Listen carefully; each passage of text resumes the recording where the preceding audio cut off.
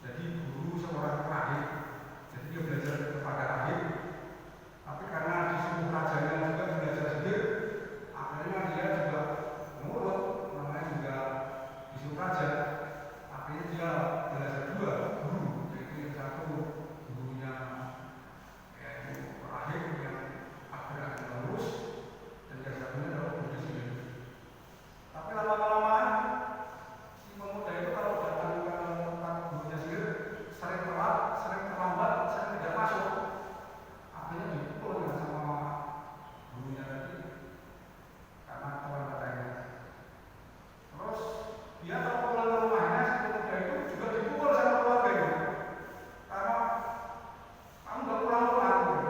Sehingga dipukul.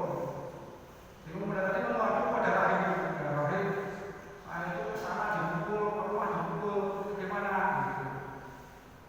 Akhirnya sama Rahimnya dikasih nasihat, kamu kalau ke tukang guru sihir itu kamu dipukul, kamu bilang saja saya itu ditahan sama keluarga saya gitu. Jadi saya harus di rumah gitu.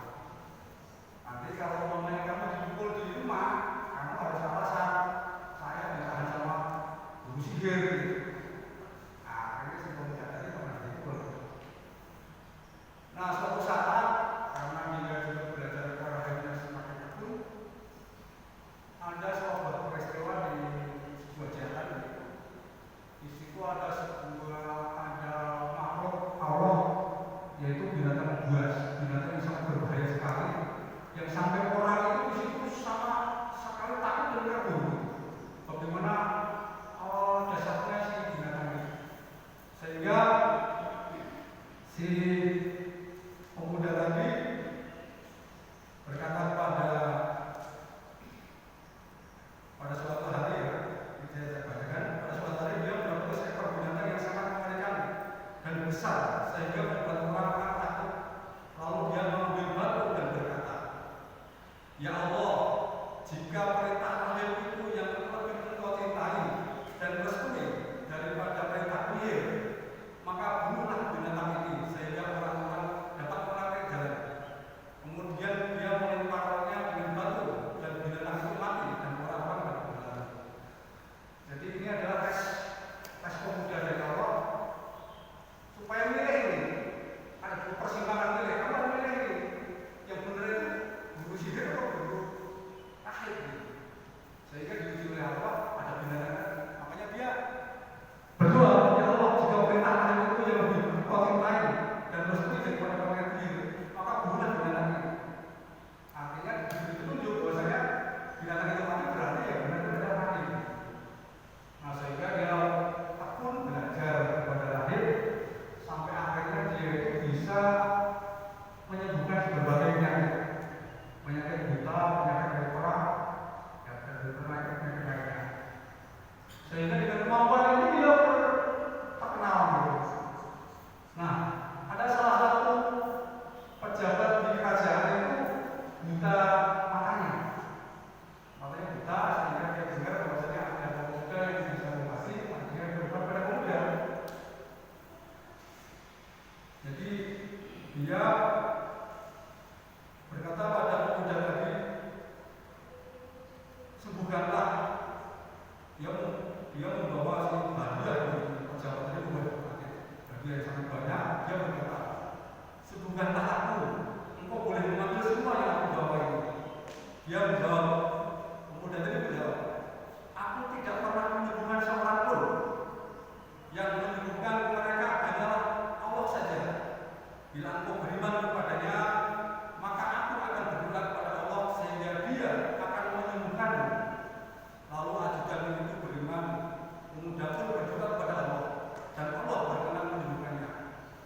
Kemudian ajudan itu datang menjumpai raja, duduk di dekatnya sebagaimana dia lakukan sebelumnya. Raja bertanya, hai ajudan, siapa yang telah membuatmu dapat melihat kembali? Dia menjawab, Tuhanku.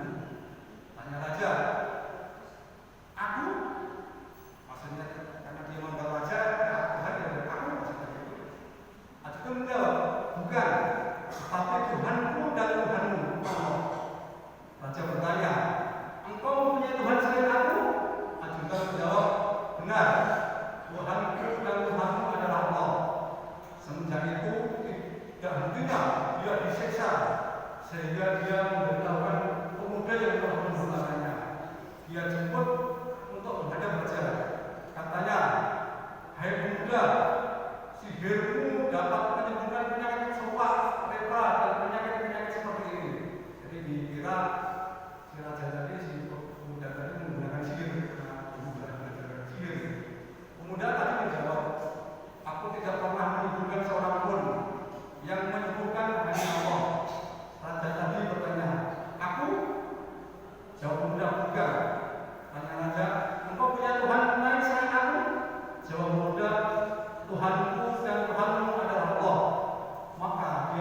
bisa terus sampai memberitahukan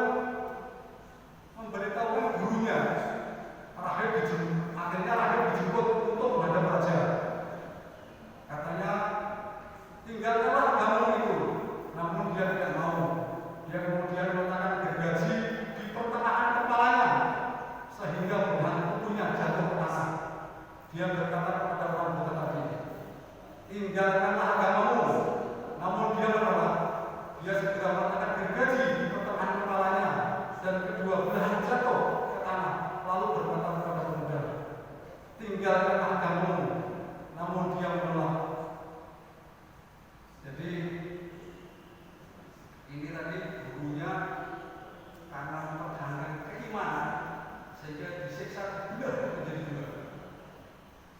Karena mempertahankan keimanan. Inilah cobaan siksaan iman pada orang-orang yang beriman. Terus yang pejabatnya tadi juga dibelah.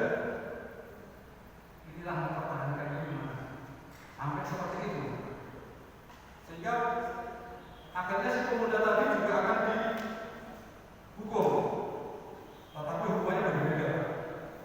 Kalau si pemuda ini, jadi dia menyuruh bala tentaranya untuk membawa pemuda itu dibunuh. Nanti setelah dibunuh, nanti kan ditanya, kamu tinggalkan agamamu. Nanti kalau mamanya pemuda itu ya saya tinggalkan agama saya, itu nanti ada bebas. Tapi kalau enggak, nanti simpanan gede. Perintah kepada raja kepada ajudannya kepada tentaranya. Sehingga pemuda tadi dibawa ke gunung, setelah dibawa ke gunung sudah sampai di pinggir tebing ditanya si pemuda tadi, kembalilah kepada agamamu. Enggak mau. Akhirnya si pemuda tadi berdoa, ya Allah, selamatkanlah aku dari mereka menurut kehendak-Mu. Kemudian gunung itu bergoncang, menggetarkan mereka. Lalu mereka semua terguling. Jadi artinya si tentaranya malah terguling juga. Si pemudanya selamat. Sehingga pemuda tadi datang kepada raja. Jadi raja juga kaget begitu, berlari. Penasaran, raja bertanya, apa yang telah terjadi dengan penolakanmu? Dia menjawab, Allah telah menyelamatkan aku dari mereka. Kemudian raja mengutus beberapa orang untuk membuat dalam perahu. Sehingga sekarang hukumannya tidak dibunuh, tetapi kemudian dibawa ke laut. Jadi nanti kalau di tengah laut ditanya lagi kalau mamanya mau kembali kepada agamanya aman, tapi kalau enggak akan dijeburkan. Sama juga. Akhirnya si pemuda tadi berdoa, ya Allah selamatkan aku dari mereka menurut kehendak-Mu. Akhirnya semuanya tadi ditenggelamkan dan pemuda tadi tetap aman saja. Sehingga pemuda tadi datang menghadap raja, lalu ditanya lagi, apa yang terjadi dengan para pengawalmu? Jawab pemuda tadi, Allah telah menyelamatkan aku dari mereka. Kemudian dia berkata kepada raja, Anda tidak bisa membunuhku kecuali bila Anda melaksanakan perintah saya. Jadi pemuda tadi sudah ngomong sama rajanya, nggak akan bisa membunuh saya. Kalau raja melaksanakan perintah saya baru bisa. Bila Anda melaksanakan maka Anda dapat membunuh saya. Jika tidak, sampai kapanpun Anda tidak dapat membunuh saya. Tanya raja, apa itu? Jawab pemuda, Anda kumpulkan umat manusia pada satu lapangan. Kemudian Anda salib saya di batang pohon kurma. Lalu Anda ambil panah dari tabung kepunyaanmu. Setelah itu ucapkanlah, dengan nama Allah, Tuhan pemuda itu. Maka bila Anda melakukannya, Anda pasti dapat membunuh saya. Raja segera melaksanakannya. Kemudian meletakkan panah pada busur kepunyaannya, lalu mengatakan, Raja mengatakan begini,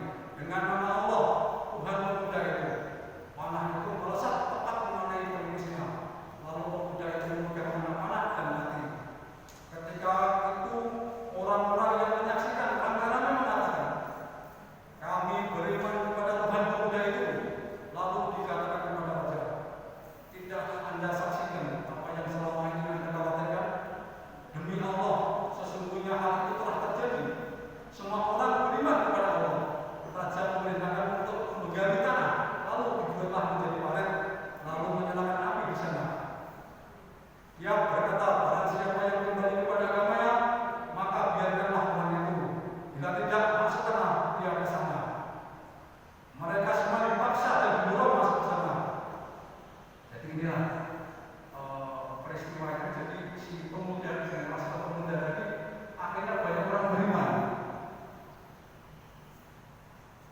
yang tadinya tidak beriman, sehingga rajanya bingung. Akhirnya ialah menyuruh untuk membuat paret sehingga untuk menunggu orang-orang yang beriman tadi. Dan di situ ternyata ada salah satu yang terakhir ini.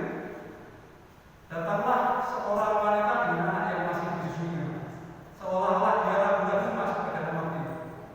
Jadi ada ibu yang membawa gendong anaknya masih kecil, dia juga sudah beriman, disuruh masuk dalam paret, tapi dia ragu-ragu karena bawa anak kecil. Dan anaknya ini berkata, jadi anaknya bawa kembali masuk, terus akhirnya diberi kekuatan sama Allah karena izin Allah. Anak itu berkata, bersabarlah wahai ibuku, sesungguhnya engkau berada dalam kebenaran. Jadi para ulama menjelaskan, jadi ada 3 peristiwa bayi bisa ngomong. Salah satunya ini. Yang kedua adalah Nabi Isa. Nabi Isa itu waktu kecil masih sudah bisa ngomong ketika untuk menyelamatkan ibunya dari fitnah kecil. Terus ada juga dulu orang pemuda sowan yang bikin karena dia diumpat sama ibunya sehingga dia kena badan daripada umpatan ibunya itu, sehingga dia dipena juga menghamili seorang pelacur sehingga namanya jelek. Akhirnya pelacur tadi melahirkan anaknya juga bisa ngomong, yang menghamili bukan saya. Jadi peristiwa di dunia ini ada 3. Bayi bisa ngomong, salah satunya tadi itu. Jadi yang terkuat daripada di dunia untuk masuk ke dalam neraka. Nah, inilah cerita daripada riwayat tersebut yang ini diriwayatkan oleh beberapa ahli hadis, di antaranya adalah Imam Ahmad, Imam Muslim, dari Hadbah bin Walid bin Muhammad bin Salamah, kemudian juga Imam An-Nasai juga dia, Imam Al-Tirmidzi juga dia, dan dia menyebutkan bahwasanya yang dimasukkan dalam paret itu adalah jumlahnya 20.000 orang. Jadi sangat banyak sekali Pak. Bukan cuma 1, 2, 3, 100.000. Ini 20.000 orang dimasukkan dalam paret. Gara-gara mempertahankan keimanan. Ini dipadukan kepada Rasulullah. Itu juga untuk memperkuat dakwah Rasulullah. Karena Rasulullah dulu juga diteror oleh orang kafir. Makanya diceritakan bahwasanya orang dulu sebelum kamu juga mempertahankan iman sangat berat. Bahkan Rasulullah tahu sendiri, kita sahabat Bilal bin Rabah diseret tanpa baju, pakai kuda atau pakai unta itu di atas padang pasir yang panas, tangan diseret, hanya bilang ahad.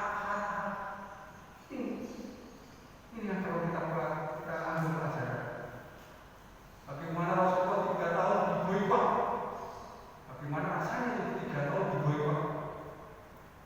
Bagi saudara-saudara kita yang pernah menderita sakit virus corona, itu isolasi 2 minggu, 3 minggu, mungkin sebulan, itu diisolasi sebulan.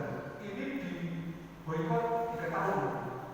Diboykot itu enggak gampang, itu makanan segala macam aktivitas ya dibatasi, nggak bisa makan juga tetap. Artinya apa? Artinya karena ini